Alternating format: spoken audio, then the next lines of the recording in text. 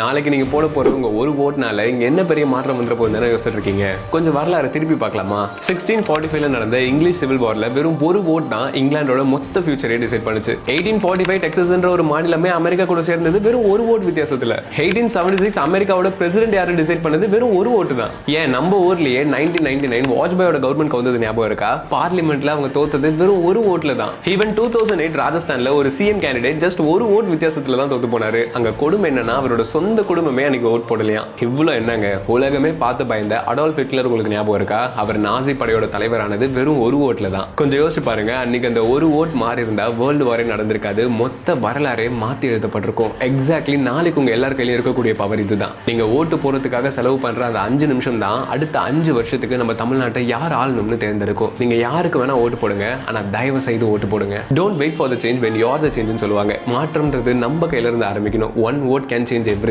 S, everything. ஹிஸ்டரியை பார்த்தீங்கல்ல. ஓட்லாம் நான் போட மாட்டேன்னு சொல்றேன். உங்க ஃப்ரெண்ட்ஸ்க்கு இந்த வீடியோவை ஷேர் பண்ணுங்க, அவங்களும் தெரிஞ்சுப்பாங்க. அண்ட் இந்த மாதிரி இன்ஃபர்மேட்டிவான கான்டென்ட்ஸ்க்கு ஒரு ஃபாலோ பண்ணிக்கோங்க.